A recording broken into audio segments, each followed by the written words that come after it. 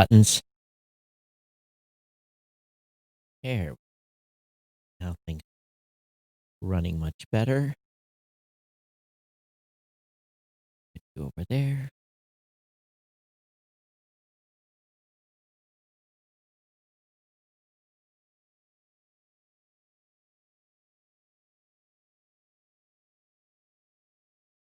This is Geek News Central. My name is Todd Cochran, coming to you from FEMA Region 5 in the New Media Production Studio, designed by Automute.com in Coldwater, Michigan.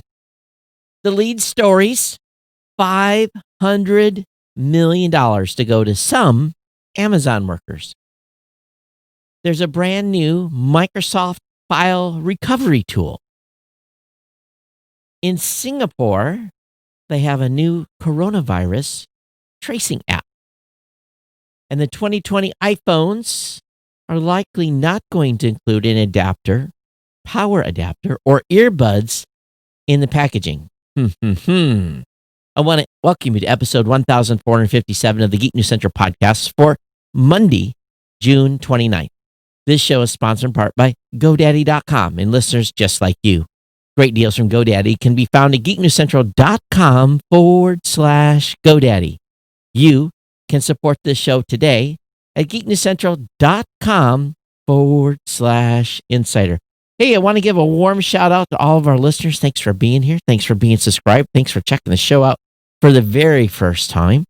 And I want you to take time to get over to geeknewscentral.com. When you're over on the website, you can get subscribed to the podcast.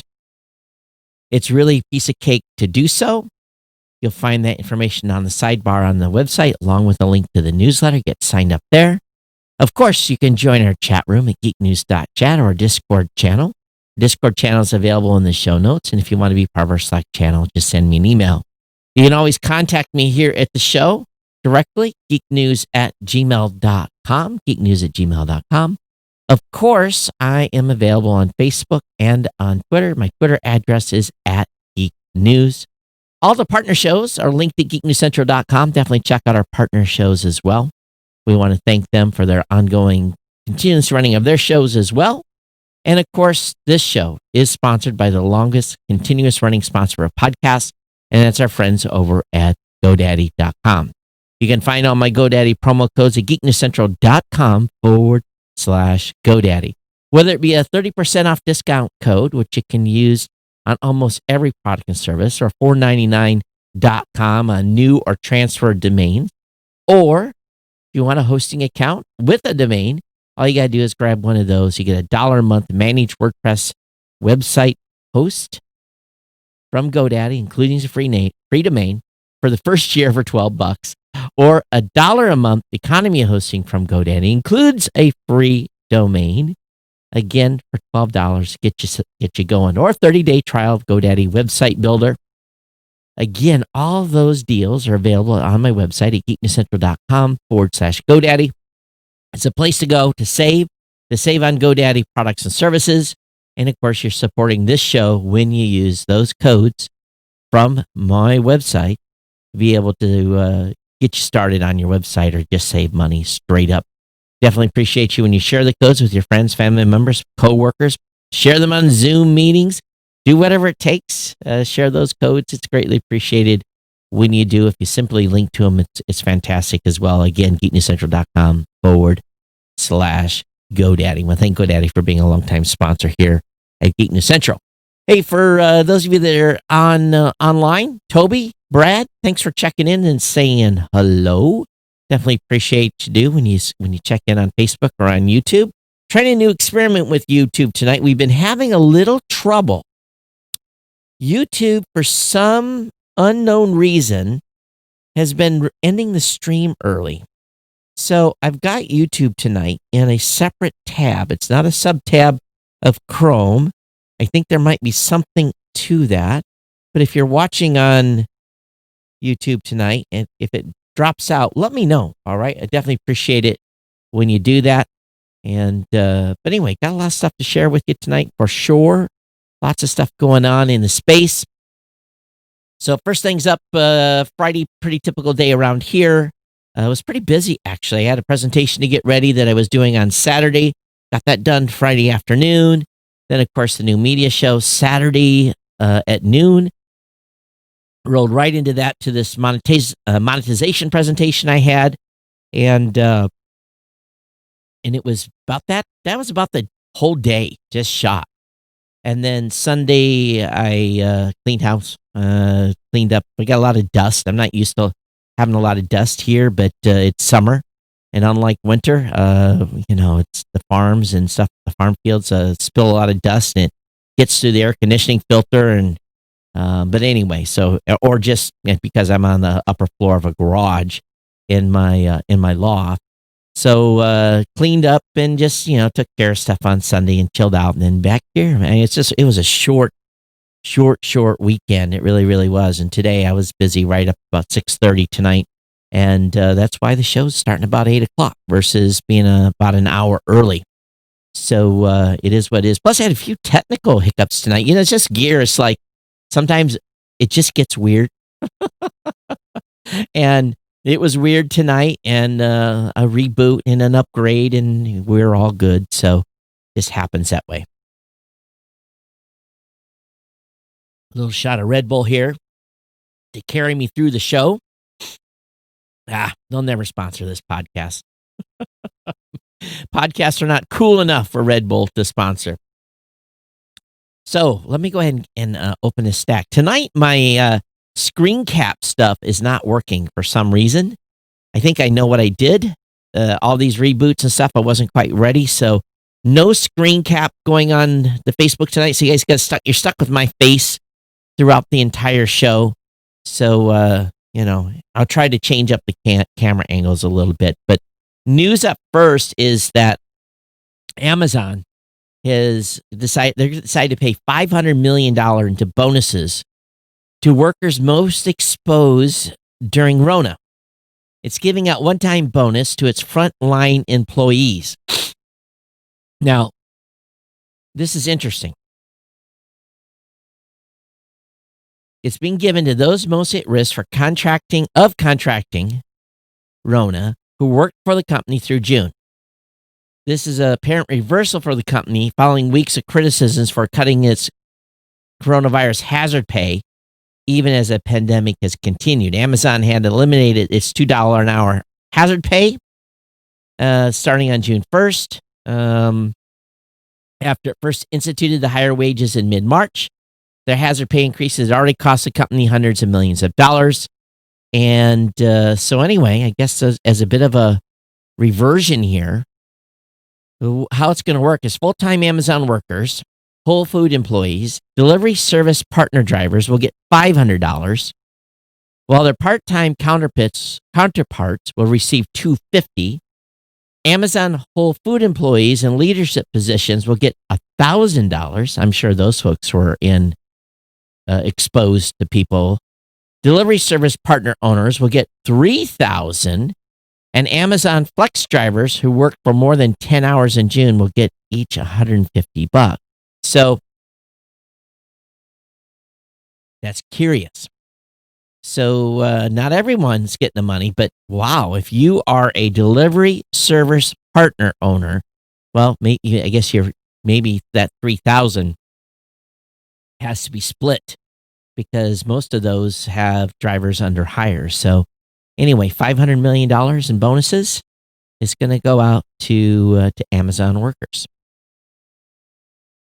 Microsoft has a new Windows file recovery tool, and it lets you retrieve deleted documents. So this is helpful for when you accidentally wipe out important files. So Windows File Recover is a command line app, of course, nothing fancy, that will recover a variety of files and documents from local hard drives, USB drives, and even SD cards from cameras. Recovery files on cloud storage or network file shares is not supported. And of course, like any recovery tool, you'll need to use it as soon as possible on deleted files to ensure they haven't been overwritten. You'll be able to use Microsoft's new tool to recover MP3s, MP4s, PDFs, JPEGs, any typical Word, Excel, and PowerPoint documents. And has a default mode in finding stuff. So this is something that they've added. I think they've had something in the past Today I was trying to find a file or a series of files, and I'll be doggone if I can. Apparently, not everything has made it to my NAS and that's got me a little bugged out. So I've got a little mini NAS at the house, so maybe it's over there, but those should be pretty much synced. I've got a couple of external hard drives to dig through to see if I can find what's going on or where that file is. I know it's a directory of specific files that I just can't find. And I have to go to some master backups if I can't, but it's got me a little weirded out. Scratching my head thinking, where in the heck did you stick those? And after all, they should be backed up on the NAS, and I don't think so. So I'll find them. But if that file's gone, that's an old file, so it's going to be really, really gone if it's gone. So, but that's the way it is sometimes, right? Okay, Singapore is handing out coronavirus tracing devices. Started to hand out Bluetooth-enabled contact tracing devices, part of its measure to slow the spread of Rona. The so-called Trace Together tokens, an alternative to the government's contact tracing smartphone app. They're aimed at people who do not own or prefer not to use a mobile phone. Of course, the announcement of the device was met with concerns over privacy. The first batch of devices are being distributed to vulnerable elderly people who have little or no family support or have mobility problems. The tokens have a unique QR code and do not need charging, as they have a battery life up to 9 months. And of course, just like everything else that's going on now with this tracing, is devices work by exchanging Bluetooth signals with other nearby Trace Together tokens or smartphones that are running the Trace Together app. Users will be alerted by a contact tracing officer if they're detected to have been near someone infected with the coronavirus. So this brings up the question. I've been thinking about this a little bit since we have had a number of cases increasing. And actually, I put something on my Facebook page today that, of course, got some response to. And basically, my premise is that we are, there's no way this thing is going to get contained. I just don't see it being contained. And this is my opinion. And with these high number of infections in the 20 to 30 age range now, they're getting exposed. They don't know they're exposed. They don't know they're sick. And then they go home and they expose their families, and we all end up with Rona regardless. And my contention is shutting down anything at this point is pretty pointless. And with the 4th of July coming and many family members coming together, stand by. So, we know the deaths are going to continue to climb. Those that are most vulnerable are still going to be the most impacted. Not everyone is exempt. We know that people young of age are getting sick and dying too, so that's not the case. Regardless. So, seeing that we've got another upward trajectory, seeing that Sun does not seem to be doing a doggone thing for this thing, seeing that, people are going to parties and then everyone's coming out of there infected. The question is, are we at a point where you, as an individual, to help this thing get under control or to know if you've been exposed or not, would you be willing to utilize a contact tracing app? Are you at a position in this pandemic, to say, okay, privacy aside, I'm going to go ahead and opt to use the contact tracing app? Kind of curious, where do you sit on this? If you knew that potentially, and I'm being hypothetical here because I don't know if the contact tracing app is going to help or not. So let's just leave it at that. But let me play devil's advocate here. Let's say that they can make a compelling case that by using if we all get on board and use the contact tracing app, we can get back to a closer sense of normal within 90 days. Would you use it? Now, the question is, will it help? Will it help contain the spread? Do you think it will? Next step, if we agree that maybe we should use this, what do you use? I don't even know what. I know they put stuff on our phones, but I thought it required an app to be utilized along with it. Maybe I'm wrong. So I haven't been paying a lot of attention to it as of late because I really didn't hear too much about contact tracing apps here in the United States. I hear a lot overseas. But if there was one available, would you use it?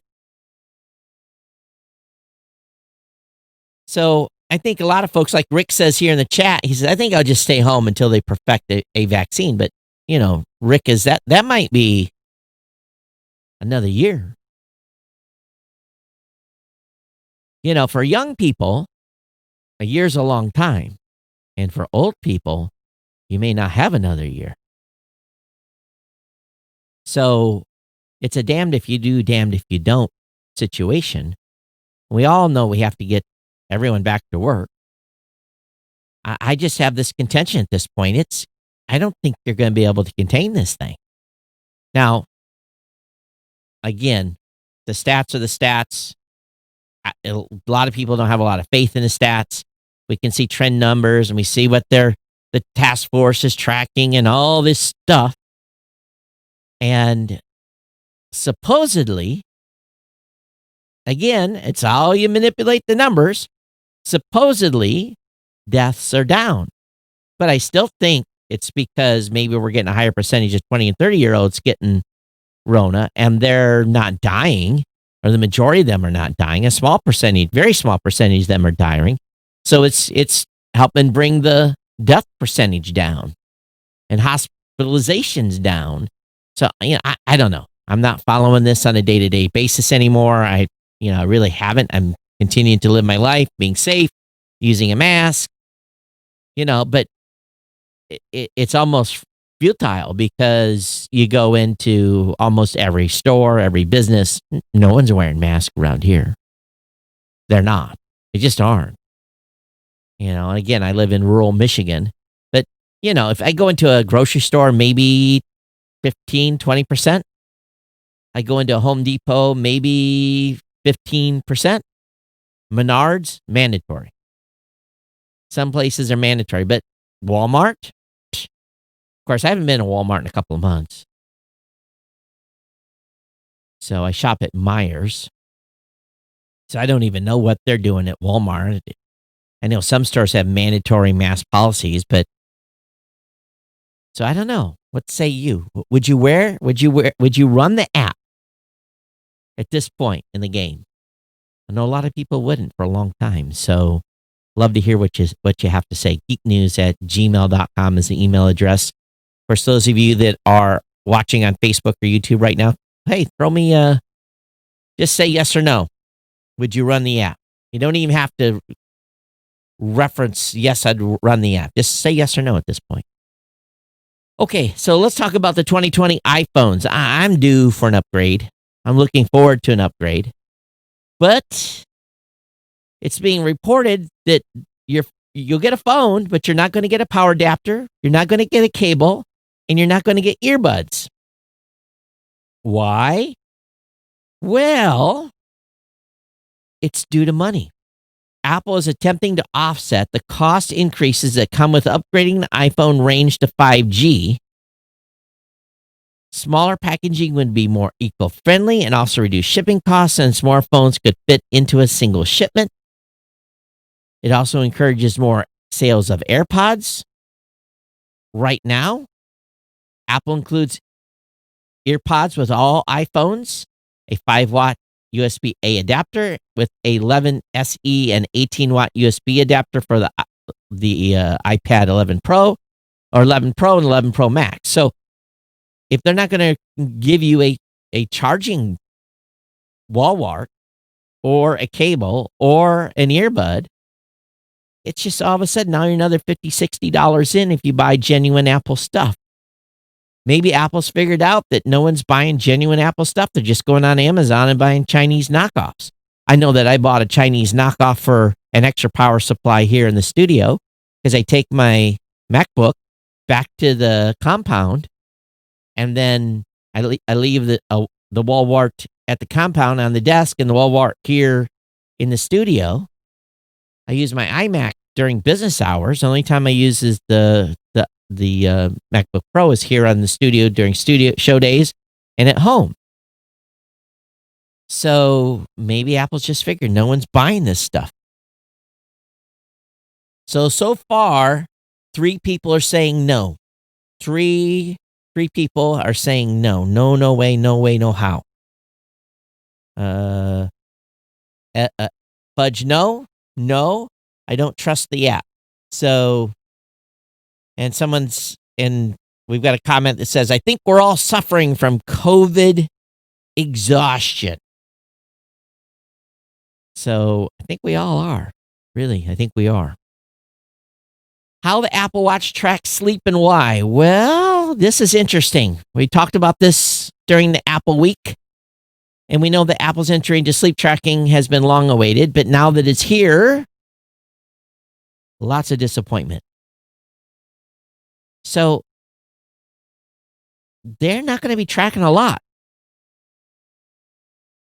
Apple's VP of Technology, who has worked on the Apple Watch from the beginning, says that sleep has been part of the plan since the watch debuted 5 years ago. The company's been researching sleep tech for years, running private sleep studies and using EEGs to measure sleep against what a device like the Apple Watch can record. And he has a unique perspective on why other features like estimated sleep scores aren't being presented for now. In a conversation, he shared some thoughts on why Apple sleep tech what it is. And it basically boils down to they don't want to make it too complicated. They want you to wind down. And then they want to tell you how long you were in bed, how much you slept. And basically, they want you to set a schedule. Go to bed at 10, wake up at 6. Go to bed at 11, wake up at 7. So it's just going to give you basic information. It's not going to give you any REM cycles or anything like that. That's what I want. If I'm going to use the Apple Watch, if I'm going to leave it on my wrist and run the battery down while I sleep, I want that REM data. You know, I'm on a CPAP machine, so I want to see where I go when I come up. Last couple of days, I've been waking up about 5:30, 6 o'clock in the morning, annoyed and taking my CPAP mask off. And I do pretty well with it. I get many times 5 or 6 hours on the device. And I don't have a mask. I've got things that go into my nose. My nose is big enough already. So, it seems to work well. And, it tells me how long I use the CPAP machine. It goes into a chip, sends a signal back up to my insurance company so that I can get supplies. But I want to see where I am REM-wise. I know what time I'm going to bed, and I know what time I'm waking up. I want to see how I did. That's the only way I'm going to wear the Apple Watch. And if it's not giving me that, I've already got a machine personally that tells me how many hours I slept. And I can see that in the app for the device, for my CPAP machine. Now, those of you that are not on a CPAP machine, you really don't know how much you sleep. You think you know. You went to bed at 10:30 and you woke up at 5:30. Well, how much of that were you really down and out? So I want to see those REM cycles. I want to see that detailed data. I want to see what my heart rate was doing all night, because that's important for CPAP users. The big issue with people that have sleep apnea is that racing. The heart starts beating fast because you're basically not breathing, so your heart's beating faster. For those of you that have never had a sleep study, watching your heart beats per minute throughout a night, and seeing if you can get enough detail. In other words, you can break that down by the minute and see where your heartbeat was. And if you see your heartbeat going up, up, up, up, up, up, up, up, up, up, up, up, and then boom, boom, boom, boom, boom, boom, down, down, down, down, and then back up, you need to get in touch with your doctor. Your heart should not be doing this racing up and down. That's typically a pretty telltale sign of you've got an issue. Your heart's going to vary throughout the night a little bit. But for those of you that have sleep apnea and you may not have been diagnosed, you might be in for a shock. And I know some people have actually sleep with an oxygen meter as well. People on a CPAP machine don't necessarily need that because you're getting pushed. Well, you're not getting pushed oxygen, but you're getting air pushed into you, forcing air into you, and that's what keeps you from snoring. That positive pressure. So Starbucks is pausing all social media ads over hate speech concerns.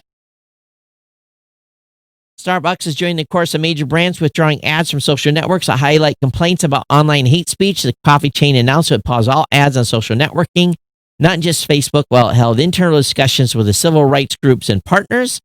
More must be done to create inclusive online spaces, Starbucks said, and that meant having both companies and politicians cooperate. So I don't understand. Are they worried that their ads are going to be run amongst hate speech, or are they protesting because there's hate speech? Or I guess I'm not following this. Blueberry does a little bit of Facebook advertising, a little Twitter advertising, some targeted SEM, but they're not the only company. Microsoft has been pausing spending on Facebook and Instagram. Unlike many advertisers who recently joined a Facebook boycott, and let me click on that because I'm going to add this article to the show. Microsoft is concerned about where its ads are shown, not Facebook policies. But the move still means yet another big advertiser is not spending on Facebook right now. They're saying, based on concerns we've had back in May, we suspended all media spending on Facebook, Instagram in the U.S., and we've subsequently suspended all spending on Facebook, Instagram worldwide. So let me go ahead and advance to this story that I apparently missed about this Facebook boycott battle going global. And this is the Madison Avenue boycott against Facebook. The initial Facebook boycott among advertisers prompted by Facebook's refusal to fact check a post by the president has hit a nerve amongst people outside the marketing community who think boycotting social media advertising altogether could help create a healthier internet.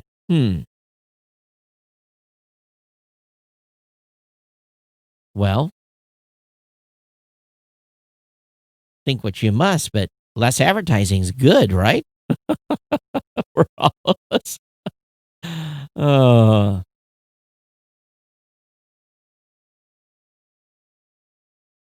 So again, social media justice, all this stuff that's going on right now. So anyway, well, that's the reason that they're boycotting.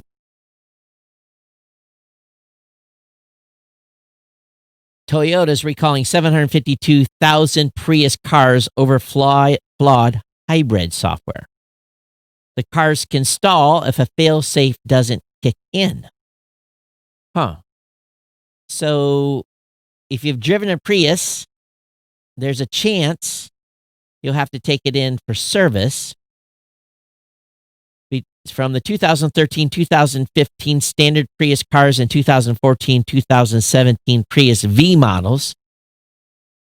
Apparently, this failsafe doesn't kick in rare situations. If the hybrid system fails, forcing the gas engine to lose power and stall, so it's a problem on the highway. So they've got a software fix. Okay, well, if your car is stalling all of a sudden, you may want to call your dealer. Moving on to something more positive, Netflix for the week of June 28th. I've got a list of the new shows that are out there. And into July. So a whole list of shows that movies that are available. Mostly reruns. But there is going to be a Netflix film, V&A, another Netflix anime. Let's hear what else. Oh, George Lopez will do it for half Netflix comedy special. That sounds like a good one. What else do we have? Anything else specific? We've got Warrior Nun, a Netflix original series. We got The Yago Ventura Polkas, a Netflix original comedy series. So a bunch of original Netflix stuff coming out through July as well. All right, so link will be up in the show notes on that for you to peruse. Okay, you've been spending a lot of time home. You've been on earbuds a lot. How about some noise-canceling headphones? The folks over at Android Central have a good review of some of the best and the cheapest noise-canceling headphones. Bose is no longer on top. Best overall was the Sony WH-TAC 1000 XM3. The best runner-up was the Bose noise-canceling headphone 700. The best budget was the Phaeton BT100 NC. Best for battery life was a Jabra. So, whole segment here. Sony seems to be doing pretty good on noise canceling, at least the Android Central. Being reported that Google News will direct users to local COVID-19 info. Google is partnering with local news publishers in the United States and Canada. So, they're trying to push their content in front of you instead of getting some national news feed. Google is taking on Amazon with free retail listings and search results. So this is interesting here. Google takes on Amazon with free retail listings and search results. So what does this mean? Google on Monday said it will be free for businesses to list products in the company's search results. A change that escalates Google's already fierce rivalry with Amazon. Because what do you do now? You search for a product on Google, and you usually get the Amazon link. Previously, Google showed shopping lists as panels of sponsored links from advertisers bidding on specific search terms like air fryers or home gyms. Now listing in that panel will be free, though the company will also show paid ads elsewhere on the page. This is good for business owners. You're not going to be having to pay a premium to have your air fryers or home gym or your supplies shown. That's very, very cool. So now it's a battle to be found in those search results on top. And I wonder if it's going to be local. The change comes after Google in April brought free retail listings to the search engine shopping tab. Monday's update puts the listings directly in Google search results, some of the most prized real estate on the internet. The changes first coming to the United States before expanding more broadly. The new listing feature puts Google in more direct competition with Amazon. The two tech giants have already been warring on multiple fronts, including smart home technology. Google's home speakers and assistant voice software have been sprinting to catch up with Alexa. Although my Google Home device is the worst at staying connected to the internet. It's always losing its connection. It drives me crazy. And it reminds me 4 or 5 times a day, I can't talk to the internet right now. Amazon Prime Day, I think we've already known that this is going to move to September. Tentative dates now are September 7th, 14th, 21, and 28. So it was originally supposed to be in July, been moved to September. Waze has gotten a bright design update as people start traveling again. I tell you, the traffic here, it's heavier than since I've been here a year. I mean, crazy traffic. In this little small town, it's been insane. I'm like, where are all these people going?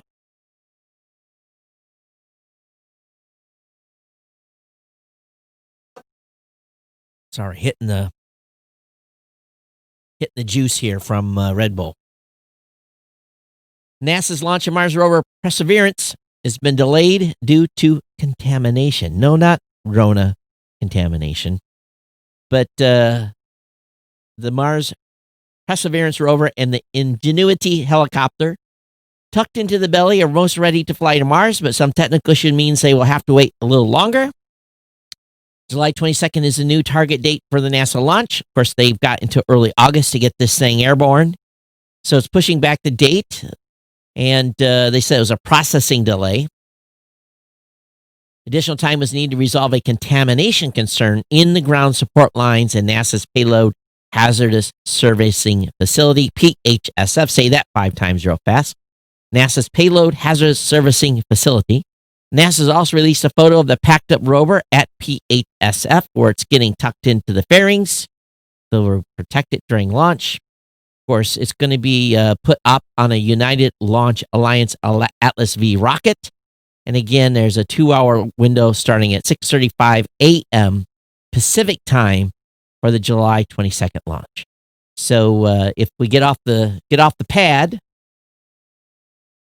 Red Planet arrival on February 18th, 2021 for the 21 minutes of fiery hell as it drops into the atmosphere of Mars. Well, everyone's going after the president. Trump's Twitch accounts got banned temporarily. Along with that, some service run by Amazon, Reddit has banned the Donald for a pattern of inciting hate speech. So that's a Reddit page. Now, the president was on there, but it was just people in there making all kinds of crazy stuff. And then there was something about Amazon, too, banning him for something. So, hey, maybe the president needs to start following my advice in that he needs to have his own platform. All right. On PC World, 11 quick ways to clear space on an overstuffed Android phone. Have you got a little bit of a problem? So you can zap cache app files in a single tap, clear the downloads folder, delete unneeded offline maps, take charge of music downloads, and more. So explanation on how to clear out cached app data, tame your Chrome browser, clean up your downloads, dump photos that have already been uploaded, manage download music, and so forth. So there's all kinds of instructions here on what to do. And of course, some of this can be solved with a very simple upgrade in your SD card storage. Go for a bigger SD card and offload stuff into the card. Bump it up to 256 gigs if you only have a 64 gig card in there now. Microsoft has shut down its retail chain, takes a $450 million charge. The company is shutting down 82 retail stores. I know there was one in Honolulu, but I haven't seen one anywhere else. All of which have been closed for months, of course.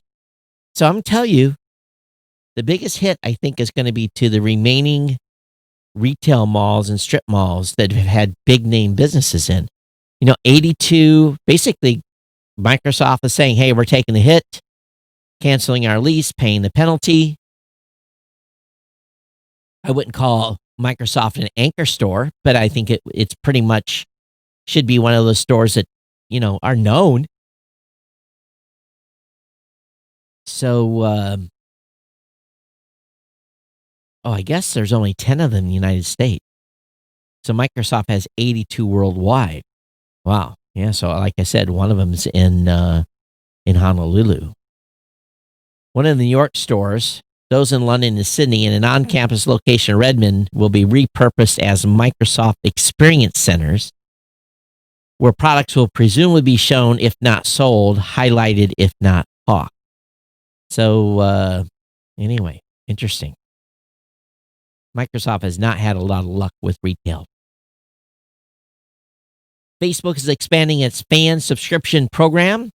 So this is a tool that helps game streamers and other online creators make money. So I didn't even know about this. It's called fan subscriptions.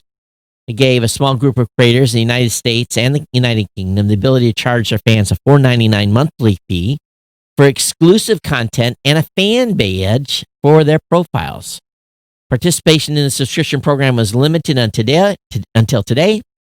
In a blog post, Facebook now says that any creator in Australia, Brazil, Canada, Mexico, Thailand, the United Kingdom, and the United States that meets the subscription eligibility criteria, having 10,000 followers or more, also 250 return viewers, and either 50,000 post engagements or 180,000 watch minutes in the last 60 days, as well as abiding by Facebook's general monetization policies, should be able to sign up to participate. Well, that'd be about 10 people. Honestly.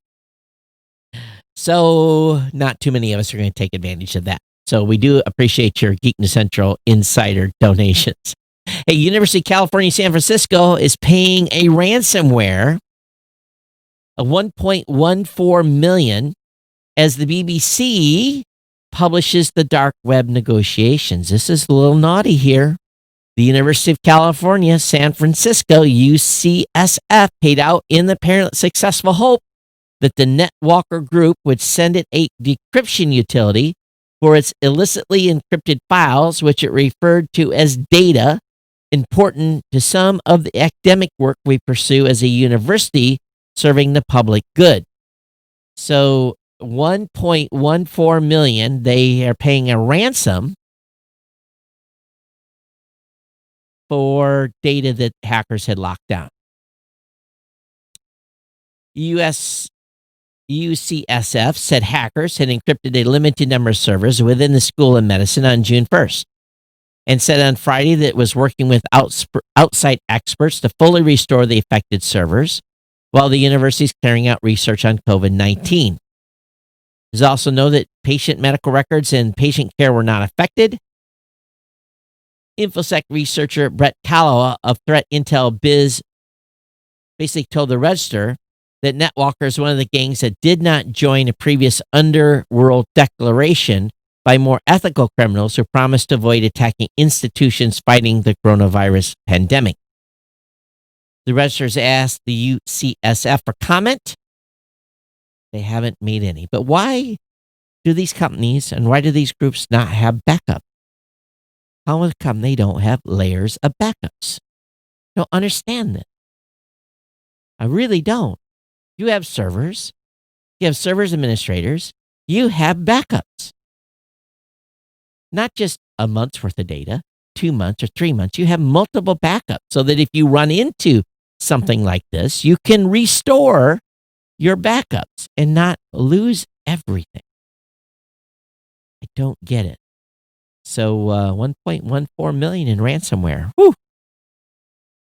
How much? That would have been like 10 salaries of some top IT guys.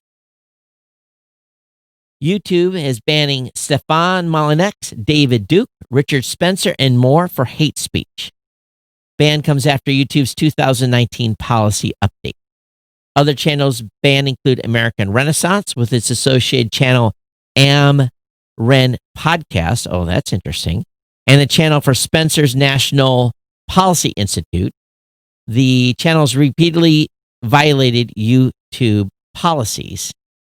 A YouTube spokesperson said by alleging that members of the protected groups were inferior. What? A YouTube spokesperson said by alleging that members of protected. Oh, they were basically talking down. Wow. Race hating.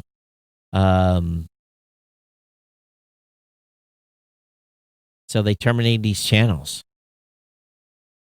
So a bunch down, and not surprising at all. All right, final article of the night. Google Phone apps. Google Phone apps' new verified call feature will tell you why a business is calling. Now, apparently, businesses that participate in this are going to be able to send Google information about why they are calling you before they call you. And when they call you, it will show up on your phone. So this verified calls work together with the Google Phone app. Just is not only used to just verify the identity of the business, but again, display the reason why they're calling. It does not work with all Android phones. Your phone will not show any verified call information if the call is from a registered business that did not send any information to Google. You will also need to have your phone number added to your Google account for the feature to work. The Google Phone app isn't compatible with most Android phones. And I don't think most businesses are going to take time to put in information to Google to let you know why we're calling. Okay, so, where did that email go? I had an email come into the show. Where did it go? I'm really confused here. Oh, there it is. I loaded the category I have where I put all of your emails in, and it didn't show up. It finally did. Got an email from Lamar. He's in Chicago. He said, Todd, I just disabled opening my phone using my face. I use a PIN and not the 4-digit one. All apps within can be opened using Face ID. No, I'm not doing anything nefarious. I just don't think law enforcement officers should have access to my mobile device. So let me read that again. I just disabled opening my phone using my face. I use a PIN and not the 4-digit one. All apps within can be opened using Face ID. Okay. No, I'm not doing anything nefarious. I just don't. Okay. So I got it. So you're allowing your apps open with your face, like your banking and that kind of stuff, but you're not allowing your phone to unlock with face. I think that's probably a good strategy. I think that's good. I like that. I really, really do. So, Lamar, thanks for sending that over. Definitely appreciate it. Yeah, that sounds, I like that, because I'll be honest with you, getting into the banking app, it's pretty happy just to show your face and it logs you into your banking app. Some of that is pretty good. But forcing a PIN basically protects everything within the phone anyway. So, of course, if they need if law enforcement needs your banking data, they're just going to go to the bank and get that. They're not going to have any problem getting your banking data. So you can't protect that anyway. Just get a search warrant and they can, get in there and get what they need. All right, folks, a little bit of a short show tonight, which is good. And if you got comments on today's show, geeknews@gmail.com. Geeknews@gmail.com. Thank you for those of you that are insiders that are continuing to contribute to the show. It's greatly appreciated. geeknewscentral.com/insider. Link is up in the show notes. Of course, a lot of the stuff that we're doing is in the show notes. So definitely check that out. As you notice, of course, we again tonight, the little shorter intro. Are you liking the shorter intro? Is it better? For those of you who've been listening to the show for a long time, it probably is. Or have you even noticed? You guys just skipping ahead 5 minutes anyway? All right. Hey, thanks for being here. We'll be back with you on Thursday. And anyway, business is normal here. Staying busy. Appreciate your ongoing support for the show. Everyone take care. We'll see you on Thursday. Everyone take care. Bye-bye.